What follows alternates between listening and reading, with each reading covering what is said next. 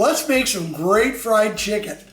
It's going to be really fun. It's more of a cutlet we're doing, and we're going to fry it a little more Japanese style. So it's kind of fun. We got these little cutlets, and what we're going to serve it on, well, you can do anything. You can make a sandwich, put dipping sauce. What we're going to do today is we're going to cook it, and we're going to serve it part of a mango arugula salad we're going to do with lots of neat things. First thing we're going to do, put the tenders in a baggie, because if we can get everything a similar thickness, we can cook more evenly.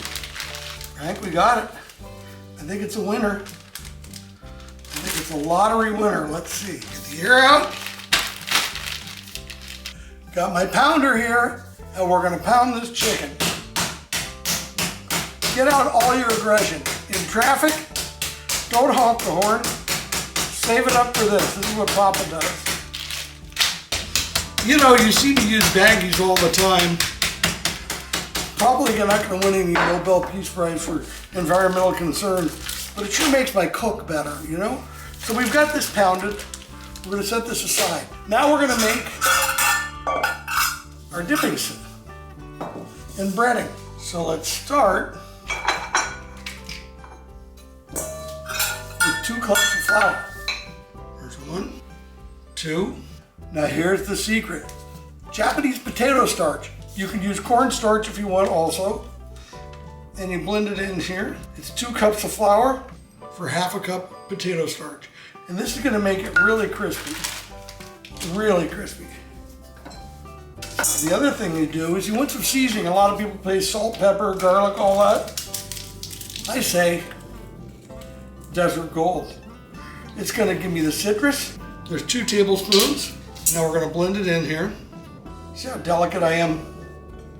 Of course, you guys are used to that, said nobody. And you think we're a little blended? I think I wanna see a little more of the sesame, the citrus, the salt, the pepper. One of your favorite restaurant chains, which I can't mention their name, but they use, in all their fried chicken, they use Desert Gold. It just gives them a depth and a flavor that they really like. So this can be set aside, except for I'm going to make a wet dipping. I'm not using egg. So here we go. 1/2 cup there of the dry mix. 1/2 cup there. Now we're going to do some rice wine vinegar. 1/2 cup. Next thing we're going to do is going to kind of surprise you. It has to be really cold. Let's put the vinegar in there. Now we're going to take 3/4 cup of cold water.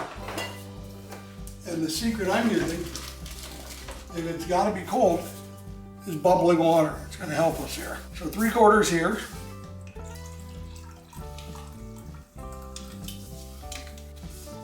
Don't ask me why the sparkling water, but people I trust do this.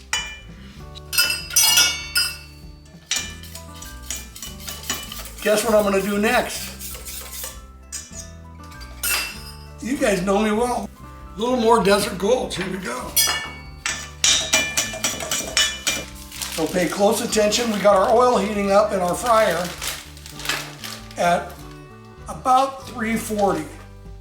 Between 325 and 350 is what I like. So now we're going to take these and put them in. We're going to give them a nice coating. See, like this? Now here comes the fun part. Now we're going to take them in here and dredge them in our wet sauce. And we're going to come back here and make sure they get coated. And we're going to kind of squeeze them and shake them. And as it lumps up here, because it's got wet, it's been introduced to wet, don't worry about that. Break the lumps up, because they're going to give you neat little things when you fry them.